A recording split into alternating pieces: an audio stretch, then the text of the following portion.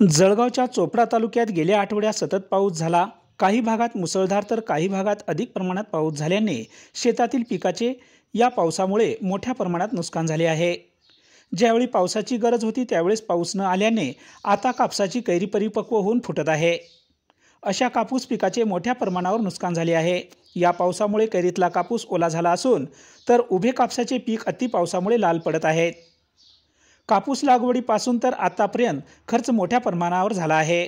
कापूस लागवडीचा खर्चही निघणे कठीण झाले असून नुकसान झालेल्या पिकाचे पंचनामे करून शासनाने भरपाई द्यावी अशी मागणी कापूस उत्पादक शेतकऱ्यांनी केली आहे। आता कापूस लागवड 15 मे पासून केली आहे। हे जास्त पावसामुळे पूर्ण कापूस खराब होऊन गेलाय दादा। शासनाने काहीतरी तात्काळ मदत देण्यात यावी दादा आम्हाला। यात 1 एकर शेती आहे, 40,000 रुपये खर्च लागून गेलाय दादा। बियाणं सर्व मटेरियल फवारा धरून एकूण टोटल 40,000 रुपये खर्च लागला आहे। जास्त पावसामुळे बसून गेलाय दादा।